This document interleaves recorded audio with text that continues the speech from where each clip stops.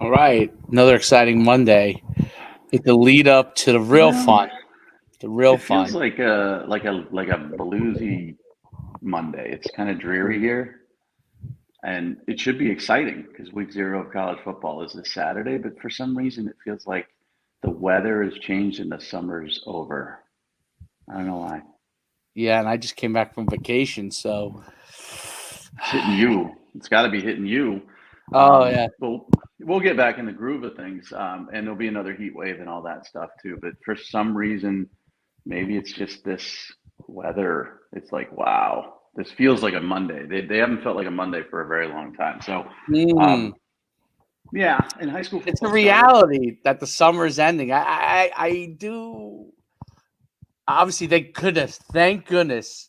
You know, I don't know how this was originally constructed, but thank goodness football That's is it. in the fall Thank God. because I would be depressed if we went Well, in and we had like nothing. yeah, and people don't understand. Like you're in New Jersey, I'm in Connecticut. Once winter hits in December, it's dark at 4:30, and you feel that anticipation in September, October, November because you know it's coming. So you feel the fall is like, oh, it's a precursor to winter, and the world won't come alive again until April. And that's why college football and the NFL are so important because you have something to look forward to as summer winds down, as the days get shorter. So whoever did come up with fall football is a genius, but we're still in a country that hasn't figured out we don't need what's it called? The daylight savings time. We don't. Yes, there's I no more. mean, come on. What the hell? It was for farmers 100 years ago, Correct, you know? correct. But yet, look, we're going to do it again, and it's going to be dark at 4:30, and you and I are going to be looking at cocktails at 4, ready to drink our night away. Why? It makes no It's sense. so there is nothing worse than it's the slow progression to lesser daylight. I just I mean I feel bad for Alaskans. Let's put it like that because they're dealing with it like 6 months out of the year. But there's no doubt there's a reason why Canadians drink more. There's no doubt, I mean that Russians, I mean, it Russians, doesn't Northern Russia, Europeans, right?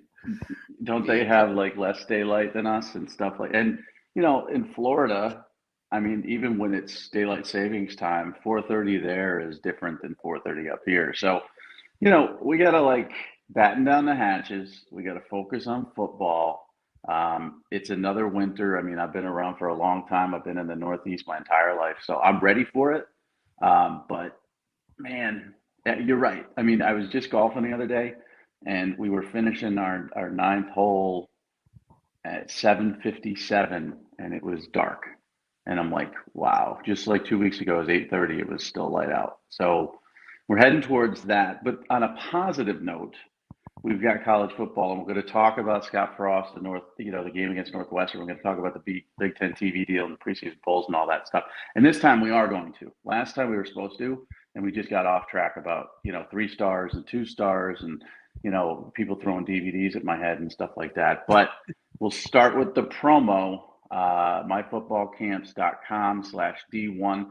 I've been telling a few people who have been on the verge of signing up for it that it's going to fill up because we don't have time. Like we're not going to have time, and they don't believe me, and then they're going to hit me up in late September and go, "I want to do the promo," and I'll be like, "It's full. I don't have time to do all of these kids." And right now is the time. The Corky Kell, the season's sort of kicking off. We got the ESPN weekend coming up in a couple of weeks. High school football is here. Now you're going and scrimmaging. Um, Carson Kruger just threw 4 touchdowns in the scrimmage. That's a tree falling in the woods if it weren't for the promo. Nobody would be around to hear it, and nobody would really care short of this small circle near him in Texas. Now everybody kind of knows it. Everybody saw it, and his improvement it's interesting to see because he's improved in 2 months. He started with us in June, and you could see the improvement in 2 months. But without that film going out there, no one would see it. Let's ask this question too. if you know that every month you're going to have a promotion done off of you based off of what you're doing, there's an accountability to the player. That's what I think you see happening with Carson Kruger and the other players is that it's hey, I have to give content to these guys next month that they're going to talk about, and you know what? It's got to be a little bit better than it was before. Like if it's a slide backwards, that's not a good thing. So it kind of almost incents you to put in a little extra work. It's not just blasting out emails to college coaches. This is us putting the video out there. It goes out to the whole entire network, which includes all these coaches, but it's us talking about you. So you want us to be able to obviously have really great things to talk about. And look, Carson Kruger showed that, and he's going to continue to, I think. And I think we have Carson Ronner coming up because his new month thing just came up. So, as these guys get into their seasons, and I think Nebraska might have started their season, and Iowa should be starting pretty soon. So all these seasons should be going. The only one that is not yet started is your state. Of course. They just maybe Massachusetts has. They might be New scrimmaging this York. week. So New like York. in the Northeast, for some strange reason, and this has always been an interesting thing with rankings that we've done over the years, is like it starts so early in some places, especially the South, and then the prep schools in New Jersey and the private schools in Massachusetts, they don't start till like mid-September sometimes. So it's like we used to do a rankings release in August, but sometimes there would be some film to evaluate of early season scrimmages and stuff for some states, and then other states you have to wait until September, in middle of September, and it's just like that was always a juggling point for us because people would say, well, why did this kid move up? He hasn't played a down of football. Well, yeah, he has. He played like 2 or 3 scrimmages already, or he's played in his first game, and people don't believe it up here. I don't know why they start so late up here. It makes no sense to me. There's more daylight. There's better weather. So why would you delay it until the middle of September in some cases? And then the season's so short. I mean, these private schools, they're 10-game seasons. Some of them. I'm not talking like Bergen or Bosco, but I'm talking like some of these private schools in New England, 10-game seasons. So I mean, they start in mid-September, and it's 10 weeks. They're done by November. Just seems like a lot of nothing to prepare for all year round. So I don't know why it starts so late up here, but it is starting.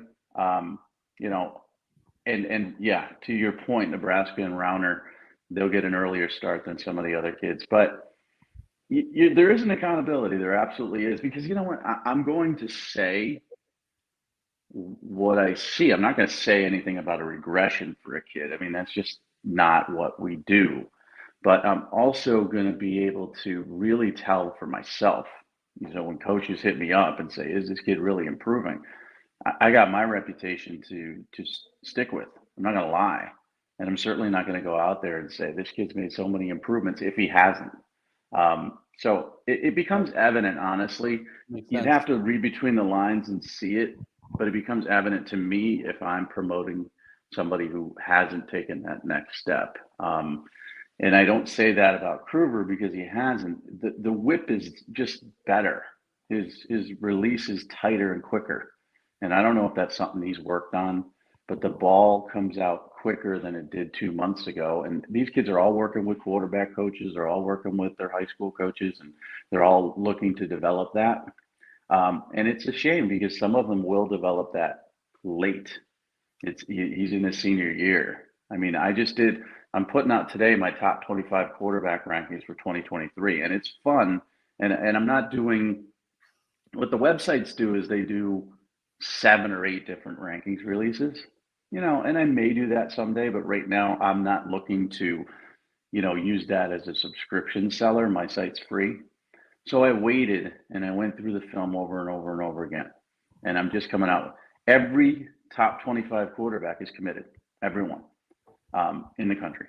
And they've been committed for a while. There were 2 guys that flipped. Uh, Collins flipped from Purdue to LSU. And then FSU had a flip to Mississippi State. Everybody else has been committed for months and months and months. So for a kid like that who's a 2023 who may just start to get better, it's really late. So now he needs the promotion even more. That's a great point. Really great point. Check it out at myfootballcamps.com/D1. All the information's on there. We have videos explaining it. You can probably listen. You go to my Twitter or TikTok or Mike's Twitter, TikTok. You'll see the video. You'll see the quality of what's being done, and you'll see what's getting out there, and it's so cool because you get that double hit, me and so you did like the Kruger video, and then like a couple days later I did it, and so it's like boom boom, you get two quick hits in a month, and we're retweeting each other, so we're like hitting Mm-hmm. we're hitting that group over and over again. So it's really, really a great opportunity. Check out myfootballcamps.com/D1 or nucsports.com/D1. Your choice. It's on there. And there's plenty of information. And, obviously you could always DM me and Mike if you have a question about it. Listen, I think the 6-month thing is the way to go. But, I highly recommend, look, do the first one if you're new to it. Try see the quality of it, and then you're going to go from there and see really what you can get from it. So Yeah. um And if you tag me, I mean, if you tag me in your highlights, or if you're a parent or a coach that tags me in your highlights, or you DM me, you're going to get a response that says, "Here's the promotion. You can sign up for it." Okay, I'm not going to just. I get tagged in so much film over the last 25 years, and so many DMs. Keep an eye on this kid. Get this kid on your radar, and all this other stuff. And glad to do it, but now it's a business, and it never was before. Before I would ignore them.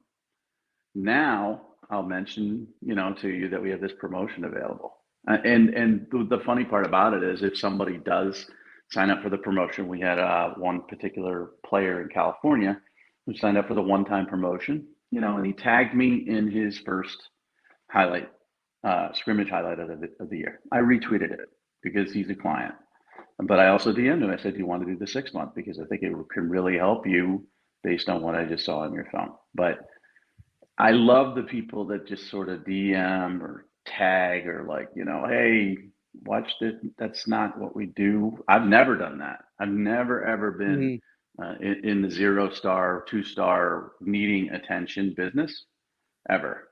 And now I'm not in it either. It's just it's a great promotion. It's a great opportunity. But you can tag me till you're blue in the face. You're gonna have to sign up to get the You're right. retweets. Exactly. It's a great point. Transitioning. So let's talk about, we got games coming up this week. Hmm. And you had mentioned the pre-show. Nebraska obviously has a game in Ireland, right? This week. Yeah, Dublin against Northwestern, and the big TV deal was signed. There are fans of Nebraska that wish they had stayed in the Big 12, and I think they would probably be a better fit there, more competitive there had they stayed. But the TV money is just astronomical, and it's what moves the needle, and it's the reason why USC and UCLA are leaving the Pac-12. It's for the TV money. Um, you know, they're going to get paid no matter what as a university, but this is a really important game for Scott Frost. He can't lose to Northwestern. He can't lose his opener to Northwestern. Northwestern is predicted to be the last team in the West. Nebraska is predicted to be the second to last team in the West. The West is actually sneaky okay, because I do like, Wisconsin. I like Iowa. Minnesota's always in there. Purdue's going to be interesting because they lost a lot on offense. But there are teams in the West that are quality football programs, and Nebraska could easily finish second to last or last, and he's gone. But if he loses that game in Dublin, it's the only game of any significance this weekend when it comes to FBS Power Five schools. He might as well just pack up. That's it. I mean, this is kind of a must-win game for him. Yeah, it's interesting because he played there and he was like going to be the savior of Nebraska football, coming from Oregon and Central Florida, where he had tremendous success. Oregon as the offensive coordinator, Central Florida as the head coach. Right, a tremendous success. He ran a little bit. It's obviously the updated option because it's from the spread, but he has an option element to what everything he does. And Nebraska, I don't know. You could correct me if I'm wrong. Has Nebraska had a Martinez at quarterback for since the beginning of time? Mm-hmm. Is it two different Martinezes? Is that what it has been back to back? Not back to back, like per se, but yeah. I mean, Adrian Martinez was their quarterback as a true freshman, when Scott Frost arrived, and he was committed to Tennessee, and Frost flipped him to Nebraska, and he started off very well, and has regressed since. And, you know, it's as your quarterback goes, you go. He's transferred to Kansas State now, and we'll see how he does there. I think he's got more talent there to work with. And now it's Casey Thompson, who transferred in from Texas. Who had a good season last year but was injured, has a lot of ability. They have question marks at running back. They have question marks at wide receiver. The offensive line is solid. But I was watching Scott Frost in a podcast. There was a podcast where he said his offensive line was throwing up 15 to 20 times per practice, or 15 to 20 vomits per practice, because the new O-line coach is working him so hard. And previously he had sort of joked about the Junction Boys and stuff like that. And he's not a funny human being at all. And I don't know if he's overly smart either. I'm sure he is, but he's also a football coach. He's a jock. He's a dude, right? So him saying that went over like a lead balloon. All the people saying, hey, heat stroke's no joke and all this. What he was kidding. But I was watching his body language and the way he presents himself, and I thought this thought. It has to suck on a daily basis to be Scott Frost. And I'm telling you this for this particular reason. He's making millions of dollars, right? They signed him to a very, very lucrative deal. He's never going to have to work for the rest of his life. But to be a Nebraska guy, to be a former player, to be a legend at Nebraska, to go back to the school you're proud of and suck like 3-9 last year, that's got to carry a really heavy weight. And I think we saw that a little bit at the Big Ten Media Day, where he's kind of deadpan and quiet. He has to be carrying this burden of awfulness with him everywhere he goes, because he's been a failure in Nebraska. And hopefully it turns around for them. But I can't even imagine, going back to your alma mater. Let's say UConn was a real football program, and they're not. They used to be, but they're not. And you were the head coach. That's right? awful. And all your UConn buddies are rooting you on. And let's say Yep. Schuman was a UConn legend, and he led them to the Fiesta Bowl. Let's just make stuff up, right? And you suck. You suck. That's got to feel horrible. So I think he's under a lot of pressure. But I also think, when I watched him on that podcast and I watched him at Big Ten Media Days, I think he's really, really in a bad place. And that's just my guess. I don't know if I'm right or wrong, but he better win. Yeah, I think sometimes it's hard sometimes it works out great when you go back to your alumni and, it's a home run. They've talked about this with Dabo Sweeney, right? Like going to Alabama if Nick Saban ever stepped down or something like that. Like I think he's pretty smartly said that, whether he actually is interested in it or not, but he's pretty smartly said he's not doing that, Dumb. And I actually, that would be dumb. I think it would be dumb too, because look now, Bear Bryant played at Alabama, right? Am I correct? I'm pretty sure. Did he play at Alabama? I thought he was Texas A&M. Or was he Kentucky? I don't know. This is what's funny about us. We're the oldest people on earth. We know more about college football than anybody. And Bear Bryant is still too old for us to know and remember. That is funny, because I really feel like I know he started as a coach at Texas A&M, and then he went to Alabama, right, but I don't think he was an Alabama guy. I don't think he was. He played at Alabama. He played at Alabama. Okay. Well, so I am right. I know something. I don't know anything. I know nothing. So he did play at Alabama. But some examples of coaches, Mario Cristobal's going to Miami now. That's his life. He loves it. He shoots up the U every morning when he wakes up, even when he was at Alabama and Oregon. He's just a Miami guy. If he's not successful there, it's going to really damage him as a human being. And people don't think about this stuff. They don't think about, and I'm not saying James Franklin went to Penn State, but they don't think about how people are just constantly saying, oh, James Franklin sucks. We can't do anything, blah, blah, blah, or Jim Harbaugh sucks, or whatever the toll it can take on these human beings. And I have to write that they suck or don't suck. And I don't say suck. But I mean, Jimbo Fisher, I wrote an article today that's going up on the site. He said it's time to play football. No, enough of the talk. And I'm not a big fan of Jimbo Fisher. And I know a lot of people who know him, and I don't know him. But I know there's definitely that narcissistic,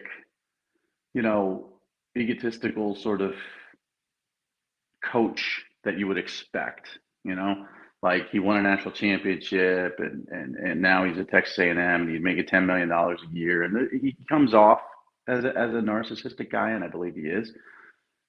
And I think they're going to go 8-4 again. And everybody's going to say he's overpaid and he sucks. Now, even if you're a narcissist or whatever, it still affects you on a daily basis.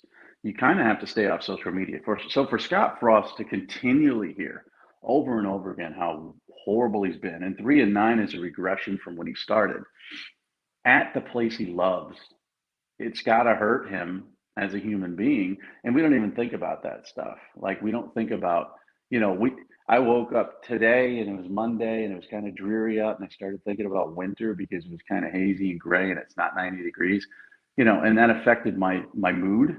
But these guys, they're not robots.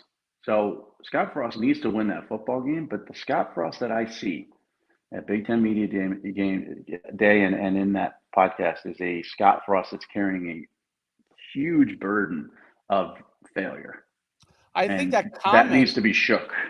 Yeah, I think that comment that you talked about with where the linemen, he's joking about it, but like the linemen are puke 15 to 20 linemen are puking every practice.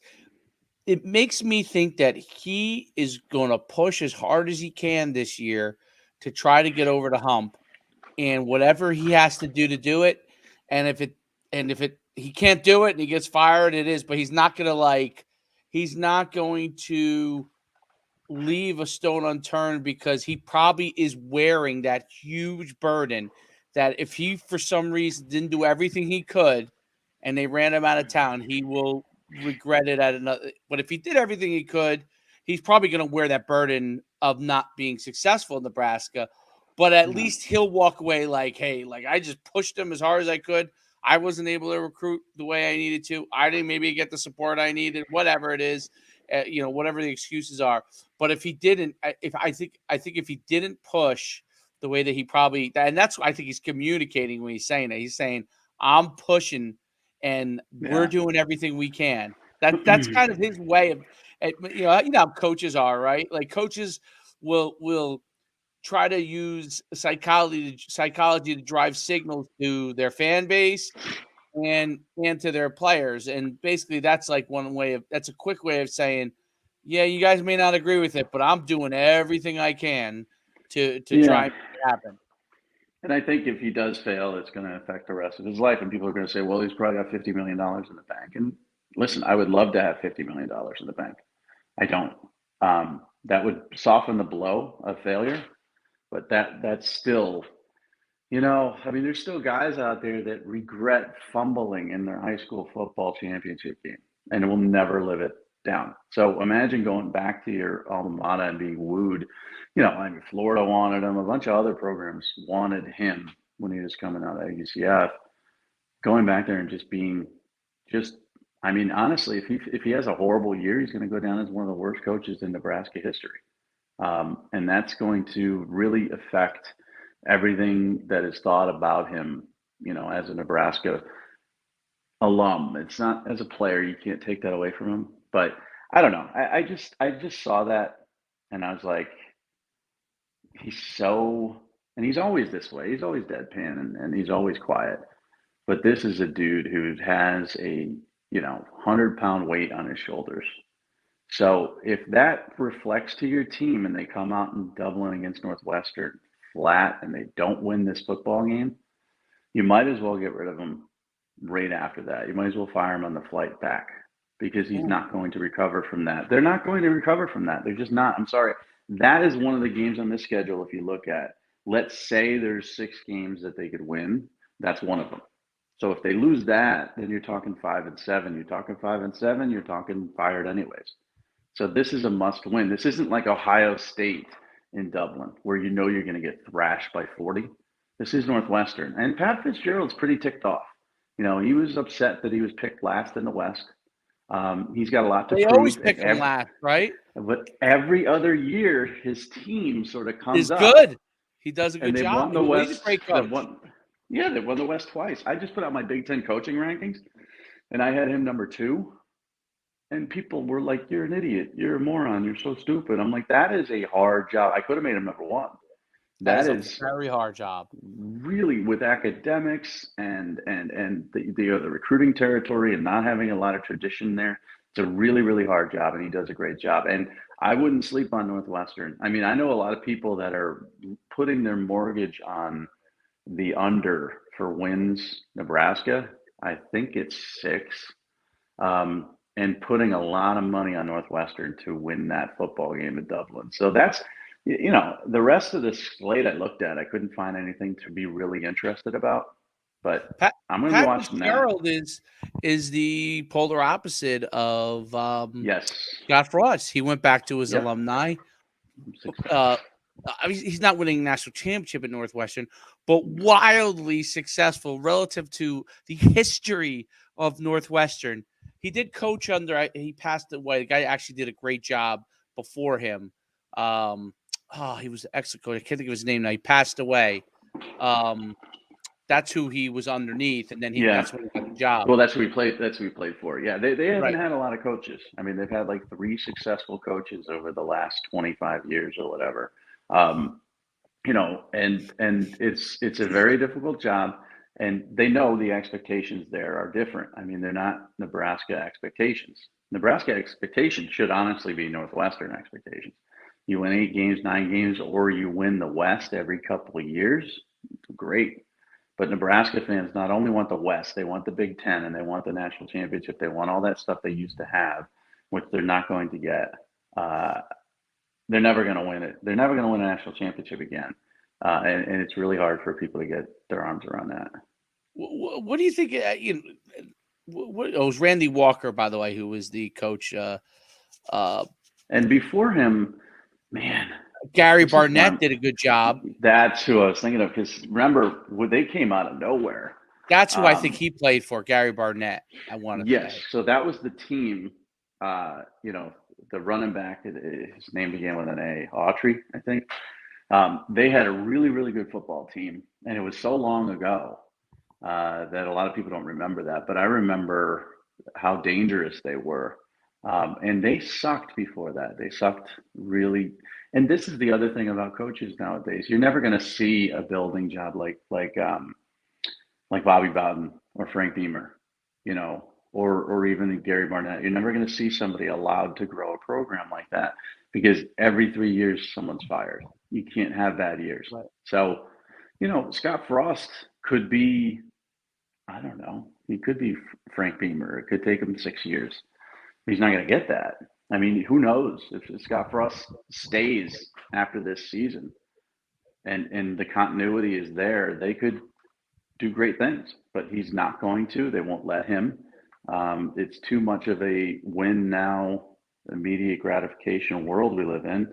And his time's kind of up. I mean, I get 3-9 last year, a lot of close games, but nobody cares about close games. They care about wins.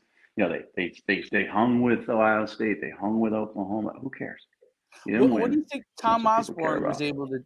What do you think Tom Osborne was able to do that? Obviously they fired Gary Gibbs after him, who actually did a pretty good job. It's just that he wasn't Tom Osborne. But what was Tom Osborne able to do? Was it the fact that he had the time to build it? Because he was like the first to have a strength and conditioning program in the Well, old and days. So Solich was very good after that as Coach was good, well. yeah. I mean, really good. The change that's occurred that has hurt Nebraska is national recruiting. It's just national recruiting. If you think about Nebraska in the late 1990s and the early 2000s when they were, last a power team and playing for national championships, that was the cusp. We moved from Blue Chip Magazine to 900 numbers for our recruiting information.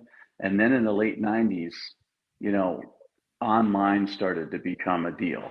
Super Prep, I remember, had a website. Rivals came around, Scout came around. Recruiting started to become more with the internet and more with online access to huddle film and things like that. It became a much easier job to identify and locate. Now it's still difficult to recruit, but to identify and locate kids out of your region was very, very difficult to do. And then it became much, much easier. And that kind of cut into not players in Nebraska or the Midwest so much, but Nebraska used to get really great players from states that became overcrowded in recruiting. And more schools were starting to go in there and competing for those players. And Nebraska, couldn't compete with that because, yeah, to get to Nebraska, it's a haul when it comes to like an official visit. And that was the norm. And then it all of a sudden became, kids in California looking at Nebraska are suddenly zipping across country to Miami on direct flights.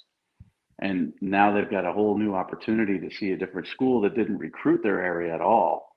So that's what kind of killed them is the national recruiting. And I don't think they can get back to it because they get too many recruiting disadvantages. Now, Notre Dame does, but they got a bigger brand and they're more centrally located. And there's other programs that have been successful without a great recruiting foundation. But Nebraska's Nebraska. I mean, that's just there's no talent there. So every win has to be on the road in recruiting.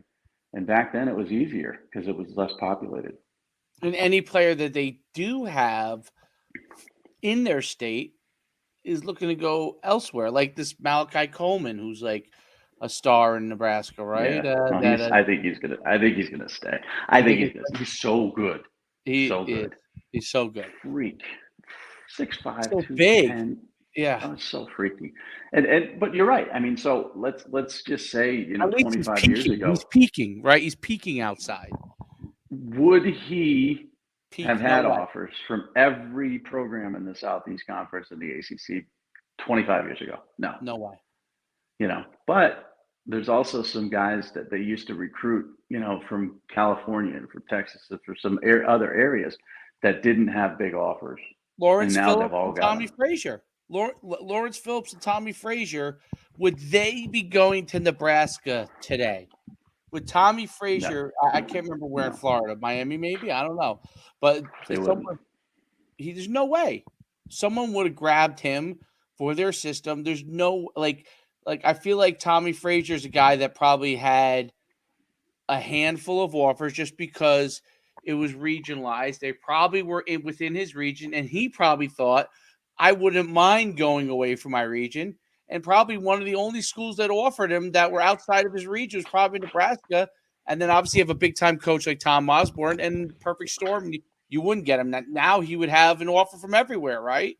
So, I mean, Now, theoretically, if you're going to go to the Midwest, you're going to if you're a big time player, you're going to go to the Midwest. You're going to Ohio State.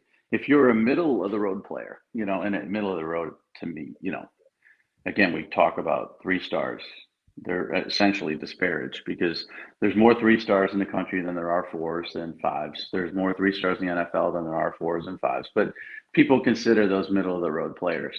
Now you have the option to go to Iowa, to Indiana, to Wisconsin, to all these schools that now sort of spot recruit these areas that are heavily populated with great football players. And before, yeah, they would try to keep up. But now, if I'm a coach anywhere in Power Five, I could just do a search, best players in the state of California. And I could reach those players within a second. I could send them a DM. In 1995, 1997, 1999, you couldn't reach them. I remember, calling them on the phone. You know, text messaging wasn't even a thing back then. It was AOL Instant Messenger. You know, and that's the world we've lived in and changed so much that takes these programs that are in remoter areas and really evens the recruiting playing ground. Now, Tom Osborne wouldn't have been given as much of an opportunity to build, just like everybody else. I think there are some coaches. I'll say this out loud. Tom Herman probably shouldn't have been fired. I mean, he's the only coach, not named Mac Brown, in the last like 20 years who won 10 games. He went to the Sugar Bowl. He beat Georgia. Okay, but he had a disappointing year after that, got canned. Now he has off-field issues. Okay, just like every coach seems to, whether they're apparent or not. They all have off-field issues.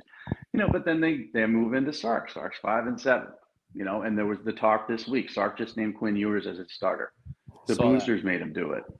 The booster didn't make him do it, but he's under extreme pressure to tie his success to that guy because if he starts Hudson Card and they lose to Alabama by 30, which they're going to do, then everybody questions him when he starts Ewers the next day. All of these decisions need to be made, but Tom Herman is a guy that probably should have been given longer to be successful at Texas, and now they've rebooted, and now Steve Sarkisian should probably be given 5-6 years to put the continuity together. But if he has another 5-7 season this year, he's gone, and that's Is the that world we why live in. Arch is visiting other places? So I saw that Arch is visiting other places, right? I can't remember. You would know, but I don't know. a couple other I don't know schools. why. I don't know why he would. I mean, no, it has nothing to do with yours. Nothing. Okay. Um, Does it have I anything to do with think, Sark? If he loses, yeah. Well, here's the thing.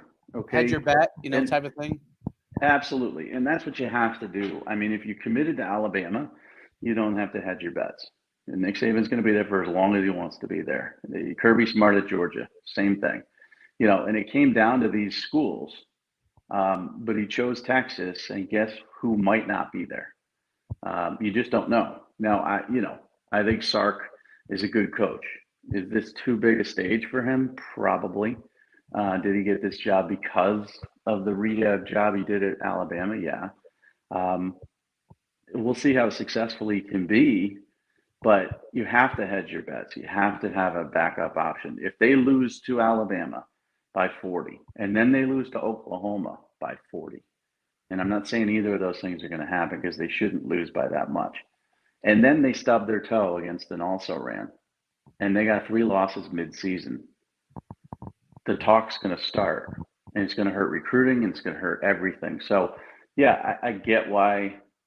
This is what's funny because I said it out loud. I said when Arch Manning committed to Texas, I said that the winners here were honestly Georgia and Alabama and Texas. Texas needed this commitment. Georgia doesn't need this headache. Alabama doesn't need this headache of the Manning name and all this other stuff. But I also said, when I said he wasn't a 5-star, Texas fans wouldn't care if he decommitted. They would agree with me that he's not a 5-star. They would agree with me that he's overrated. Um, it's just it's a fickleness that occurs in college football more so than I think any other sport, and I love it. But Arch Manning visiting, the reason I shrug my shoulders is because it doesn't really matter. He's the 8th best quarterback in this class. It's important to Texas, but these other schools don't need him. Alabama's Right. got 2 quarterbacks in their class. Okay, Georgia's going to be fine. They're going to get a 5-star in 2024. They don't need him. It's not necessary. So I don't know what's going on. I honestly feel the fallback here would be Ole Miss. I agree. Even though the family doesn't trust Lane Kiffin because of what he did at Tennessee, and they think he's going to bolt for another job soon because that's what he does. But the family is so invested in Ole Miss. I mean, it's unbelievable. There was a consideration based on my sources of not going to Alabama simply because they play Ole Miss every year, and not going to Georgia simply because there was a chance that with restructuring of the divisions with Texas and Oklahoma moving in there, that they might play Ole Miss more often. That came into play. So I think Ole Miss is the fallback for him. I think he sticks. I don't think it has anything to do with Quinn Ewers. He knew Quinn Ewers was going to be the starter. And I do believe that the Mannings still want him to redshirt, but Sark's under pressure too. And I mean, I'm big into psychology. Sark has had issues off the field before. The amount of pressure that this individual is facing, and it comes from me too. I mean, I think I was just blocked. I don't know. I think my phone number was just blocked by an assistant coach at Texas. I think. I used to text him all the time, and it was a little iMessage, right? Now I text twice, nothing. Doesn't even say it's delivered. And I call, and it says this isn't in service anymore. And I think that means you've been blocked because I don't think his phone number's changed. The sensitivity level there is super high because of the pressure that they're all under. It's insane pressure for these guys. Yeah, I mean, listen, they're paid obviously tremendously well, but in the time that they're in there, I mean, it is. Just haven't talked to Rutgers staff guys here and there, and they just tell me it is 24/7 now. There used to be the kind of the schedule was here's when recruiting was going on. Here's it's recruiting 24/7. It's obviously football 24/7. But it is Portal, also it's portal, it's NIL NIL, and player management, right? Because you got to make sure they're nightmare. still going to class, like not. I mean, not failing out, right? A lot of these guys believe they're going to the NFL, but really the 90% majority of them are not. So you're still trying to make sure those guys are doing all the things they still have to be eligible, right? I mean, you have overachievers, but you still need them to be able to. So there's so many elements to it. It's just like, and then that's not even counting. Obviously the head coach is the one who deals with the alumni mostly, but that part of it, like I don't even That's an know how. underrated responsibility. It really is Yeah, because Tom. I knew Tom O'Brien forever at Boston College, right? He went off to NC State and he cashed in. Back then cashing in was like a $3 million a year deal or whatever. And you didn't go in conference, but the off field responsibilities he couldn't stand. He hated every one of them. He had to sit up in front of booster clubs. He had to sit up in front of donors. He had to be put out there as the what do you call it, trophy wife, so to speak, and be that guy who sells the program. And that's a very underrated part that you mentioned. Recruiting, NIL, portal, all that stuff. Sark has to sell this program. He has to have the boosters happy. He has to talk to the Rotary Club and all this other stuff that's just never ending. And the juggling is unbelievable. And I guess it's why guys change. Like a lot of guys I know who were assistant coaches or GAs moved to assistants, moved to coordinators, then became head coaches, and all of a sudden they disappear. And they're like, we used to have, beers and lunch, and now I can't even get you to respond to a text message. Well, it's because they're so freaking busy. They're just unbelievably busy. people don't realize how busy they are, and when they actually get on the field to coach, the little bit of coaching they actually get to do as head coaches, that has to almost be like kind of like an oasis. Oh, I get to do what I actually really want to do. Right, I actually get to do for a couple of hours. It's very interesting that whole dynamic. I think the alumni thing, you're 100% right. Is like I just saw with like because I'm a UConn alum, played there, and what Jim Mora he's trying to do, like I commend him because really nobody's done this in the longest time. But like he had a barbecue for all the alumni.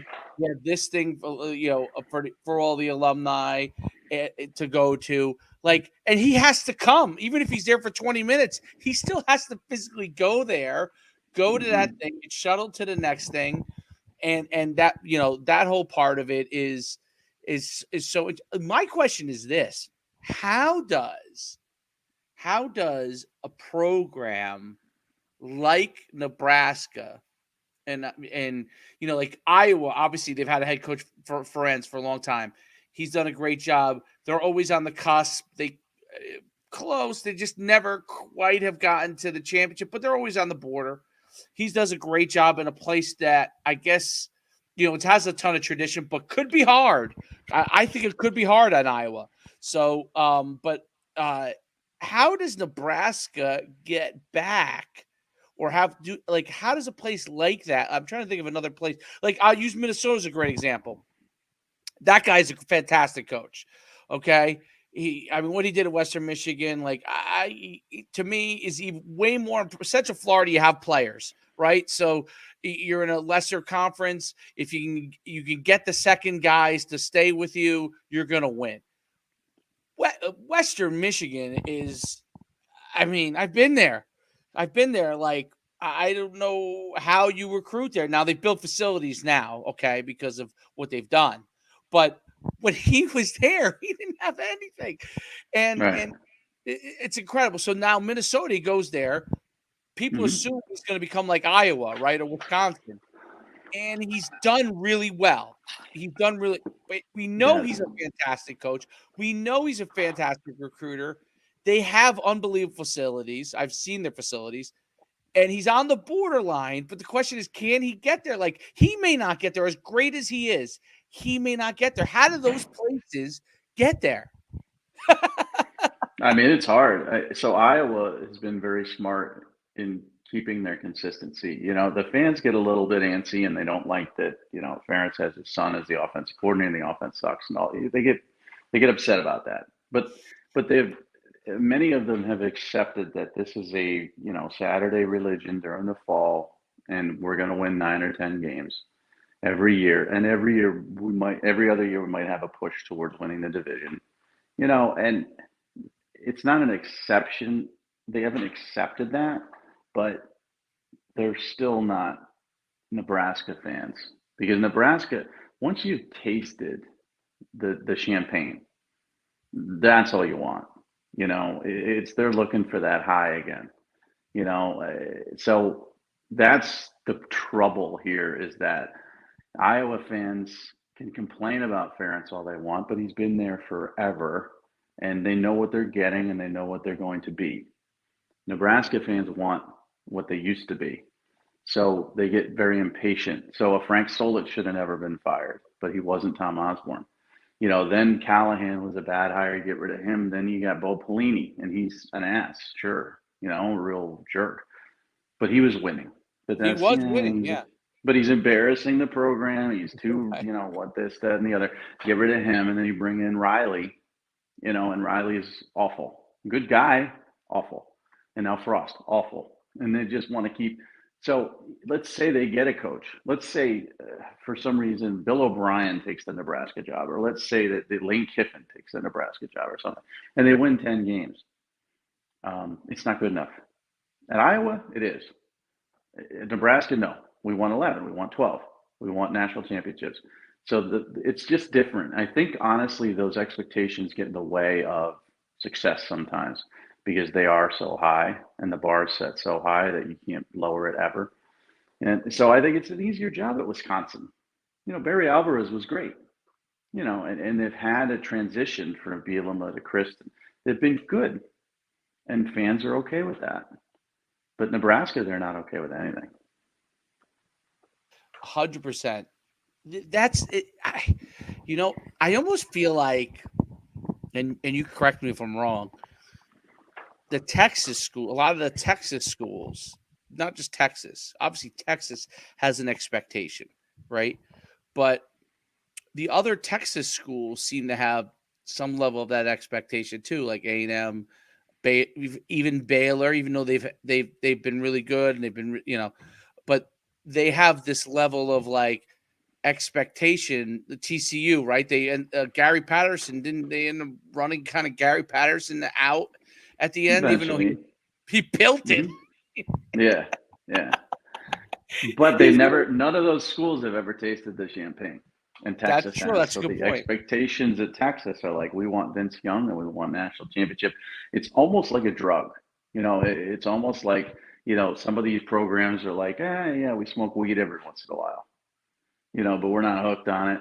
It's good. It relaxes us. We dig it. And then there's those teams that have been to the top and have been, you know, snorting lines of cocaine at strip clubs. And they're just like, I got to get that feeling back. I got to get that adrenaline back. And you know what? That's destructive. You know, it may be the highest high you've ever gotten, but it's destructive, you know?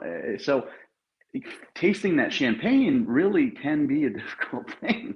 And Alabama fans are lucky. Nick Saban's such a great coach, and he's won it 6 times. Because imagine if he won it once, and then they ran him out. They would be Nebraska right now, maybe. Because they want that taste.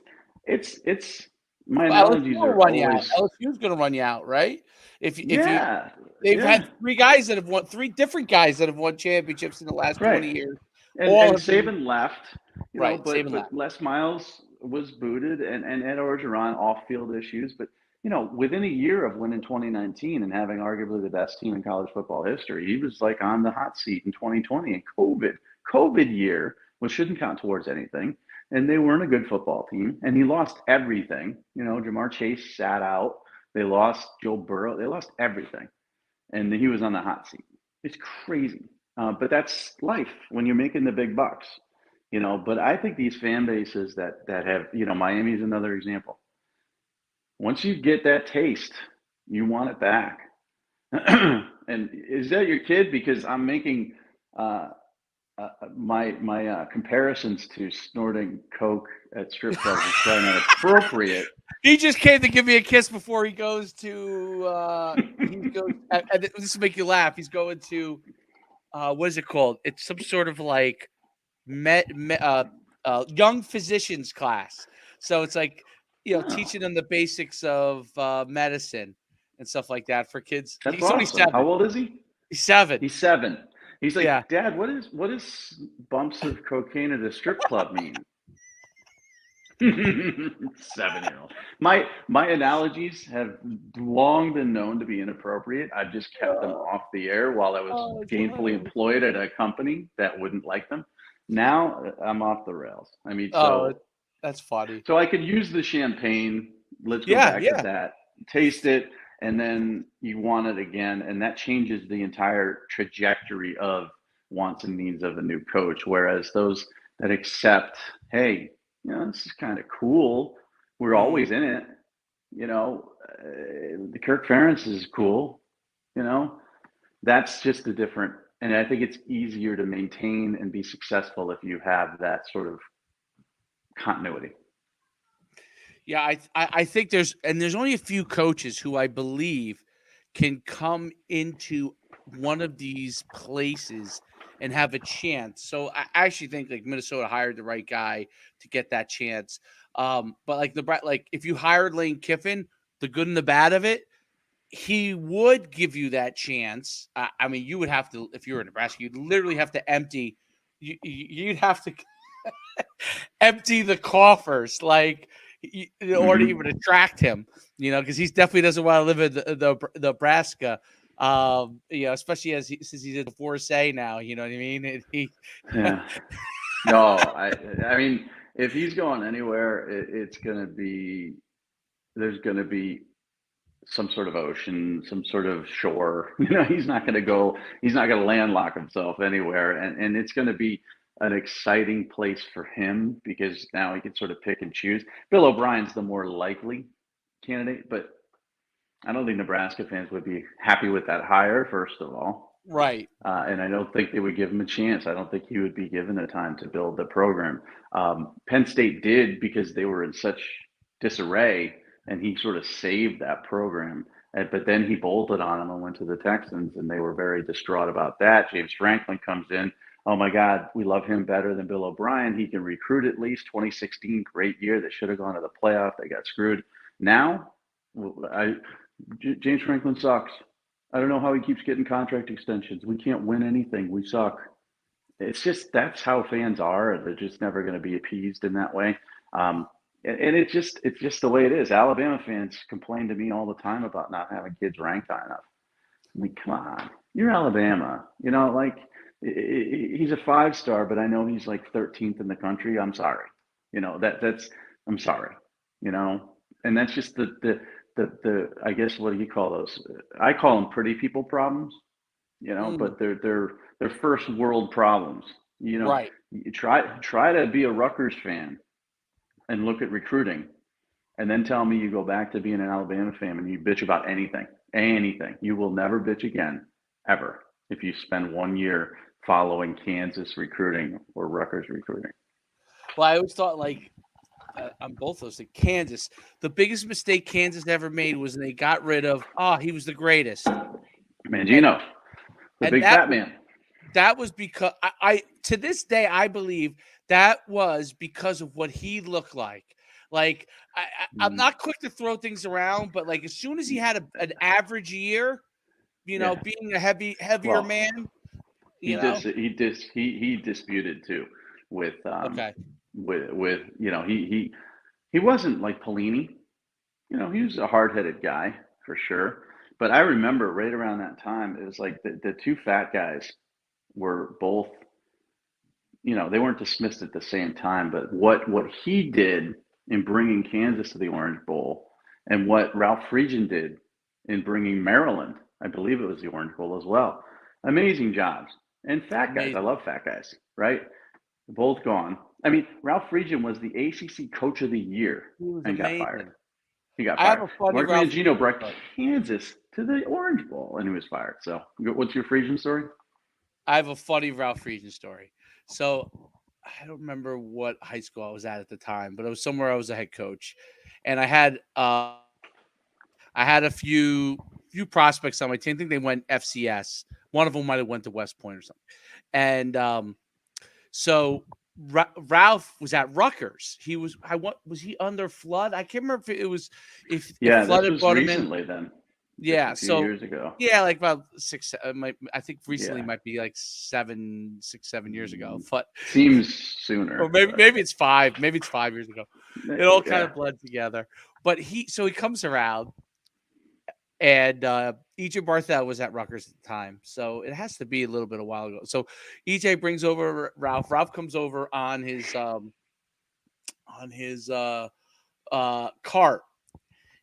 We're there for 7-on-7. Rutgers is a 7-on-7 tournament every year in the summer. It is probably, I want to say, 8:30 in the morning. Ralph pulls around. He comes and says hello. I kid you not, he had 2 cheeseburgers in his hands. It was 8:30 in the morning, and and I said, wow. I thought that was interesting. I said they must have just like Rutgers must have just opened their cheeseburger thing, like literally. And They he probably brought, didn't. He yeah, probably oh, made them make cheeseburgers for him. That's it. The Frisian, the yearly Frisian diet, where he would, I'm going to knuckle down and lose weight, to me was always entertaining because I do the same thing. right. This is the year. This is the year. And I've got Mangino stories that are 18,000 times more inappropriate than what you just said. These guys, I mean, they're just big fat guys, They're big but guys. they're They're huge guys. good coaches, man. Great coaches. Great coaches. That's why I always say, like, you know what? Who I understand with their head coaches, they're always trying, especially now, like everything is about social media and TV, right? So if they can, they're trying to have their coach like spelt, you know, wider shoulders, thinner waist, which is why Lane Kiffin could do everything but burn the house down and still have a chance of getting a job because he definitely looks the part, right? He gets Obviously, a he's a little great chubby coach, though. but He what gets a little chubby though. does he really? He really does. Sometimes his face, you can always tell when Lane's in diet and Lane's in just enjoying himself mode because he does get a little chubby. That's so funny. It's so true. It really is. It's true. But can't like Kansas. That I mean, that's Rutgers. Like when people like is Shiano the only guy that can turn around. I'm not saying he's the only guy, but it'd have to be him or like a direct disciple who kind of understands exactly all the nuances that he had to deal with and was able to build off of it because it's for every outsider that's ever come into Rutgers, it's just been a nightmare for them. Like, um, like they were mad at Kyle Flood. I mean, he went to like I think 3 bowl games in a row, but because he wasn't Chiano, right? And then they realized Right. real quick when they went to the guy from Ohio State that Yeah. outsider thing is not gonna. Hmm. It's just not going to No. happen there. It's and No. it may not happen anyway. It may not happen No. anyway, but it's definitely a difficult. it's difficult because you listen, and you've been in New Jersey, and there's so many good players that have come out of New Jersey. Most New Jersey players, the first thing they're thinking about, especially if they're from a disadvantaged areas, how do I get the heck out of New Jersey? That's the Hmm. first thing that's going through their head because, and any kid growing up where I grew up, that was kind of their first thing is like, it's so much traffic. There's so many people. Like if you're from the inner city, it could be dangerous where you're from. And you're thinking, I don't need any of this. Let me go somewhere that's like I can go relax, enjoy myself, have all about football, not have to worry about it. Like that's why Alabama can actually get a Minka Fitzpatrick out of New Jersey, and they also had another DB at the time that they got from there, Averett. I think it was Yeah, Anthony the Averett. speedy, the fast kid. Yeah, and the Floridas with the Will Hills and all that stuff. I mean, that they just and again, those are winning programs. So if Rutgers not a winning program, and a Rutgers winning program at one point was 9 wins and going to the Texas Bowl, which wasn't even televised on any network except for the NFL Network. That's not the same success that you can see when you go down to visit Urban Meyer at Florida and you're at Friday Night Lights and the Swamp, and it's just different. So recruiting is hard, and this speaks to Nebraska too. I mean, the game day atmosphere and the spring game atmosphere at Nebraska better than any place in the world ever. Just the fan base is so great and so unbelievable. But you get what, 6 games a year, two of those potentially in cold weather to show that, and you get one spring game. The other times of the year, you're bringing in kids for visits and recruits, and it's either winter and it's cold, or it takes a long time to get there because you got to fly and connect and then drive 2 hours. And kids, I don't know, it's easier to recruit in the big cities or the college towns that are the NFL. Tuscaloosa is the NFL city of Alabama. Everywhere you go, it's Alabama, Alabama, Alabama, and getting there isn't that hard. Everywhere you go in Nebraska and Lincoln, it's Nebraska. That's the NFL team, but it's hard to get there. So, recruiting is not easy. I think the part that nobody ever talks about or thinks about is imagine doing all the busyness that you have to do as a head coach and all the things we discussed, and dealing with a depression or anxiety, or perhaps a substance abuse issue that Oh, you're battling on a daily basis. Imagine having to prop yourself up on it every day, 365 days a year, as the face of that university, and who has to be positive, who has to be always this, that, and the on and on and on and on. That's exhausting as well, and it can wear you down. And what I saw at Big Ten Media Days, I saw Scott Frost who didn't want to play the game of, oh, we were close last year. But recently, in that podcast, I saw a guy who's like, just got a heavy burden. So, let's see if they beat Northwestern. If they do, then we can talk about a bowl game. But if they don't, I mean, you might as well like I said, get rid of them on the flight home. Just end this misery. well, those you really need high energy, not because you have to be so expressive of high energy. Like you don't have to be like rah rah rah, but you yourself have to have such high energy just to keep like obviously Nick Saban is a guy that's turned on 24 hours a day. I mean, he's 7 years old, he's still turned on. Like you could see that Kirby Smart is turned on 24/7. You can even see like Lane Kiffin, he's turned like these guys are just turned on Yeah. 24/7. If you're not that way in today's college football, you know, I think it has to be very, very difficult to be a head coach because if you're not able to just like, you do have to be some level of, you almost have to be like an enlightened narcissist. I don't know. I don't know if Hmm. that makes sense, but you know what I'm saying? Like, you have to have some narcissistic tendencies, no doubt about it, because you can't let everything that people say to you bother you because there's all kinds of things that people are saying to you that are negative. And then you have to be enlightened in the sense that you still have to have like levels of empathy to understand what everyone's thinking. That is unique, man, because that has to wear on you having those two. Most people are either narcissists, they just don't care about what anyone else thinks, or they're over on the other side where they're more empathetic and they're worried about this and that. Like, you kind of need both, and that's a quite a unique Well, it's that's a hard. unique I'm telling you. I mean, listen, just as a as a media personality, the combination of being narcissistic, nothing bothers you and you're the best, but also being an empath and dealing with regular life and regular ups and downs and stuff, that's not easy because nobody wants to see the empath part. They all Right. want to see the confident narcissistic guy. So, when that red light goes on and you're doing like national television on ESPN or NBC, guess what? The narcissist has to take over. And that's what these coaches kind of have to do a lot. And I wonder what it's like, just in their house with their family and no one else is around and they're just relaxing who they are as a different person. I don't know any of them close enough at the head coach level. I knew a lot of them at the assistant coach level, but I don't know what Ryan Day does with his family, just chilling. Because I know what Ryan Day does for 16 to 17 hours a day as the head football coach at Ohio State. And it's go, go, go and move forward. What's he like when he doesn't have to be that? So, my battery's dying. We got to Well, wrap this up.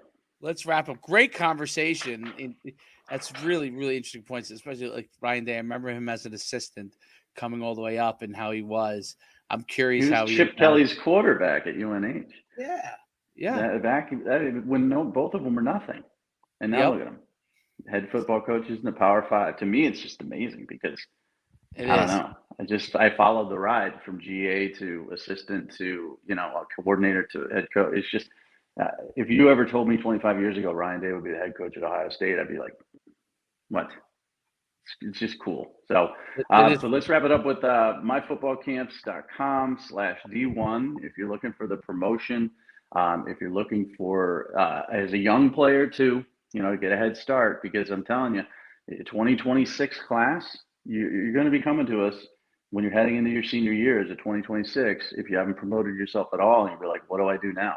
And we'll be like, we'll help you, but we're not miracle workers. So Right. get on it early, younger kids, especially, but also if you're 2023 or 2024, get on this program. Um, you know, find yourself a home. If you're 2023, FCS is good. It's good. The portal's there. Don't dismay. And if you're 2024, hop it on now. You might not have to go that route. So that's my spiel. Check us out every Monday. We'll be here. Myfootballcamps.com/D1. I'm Mike. I'll see you next week. Yeah, I'm gonna go check my phone. See ya. All right. Bye.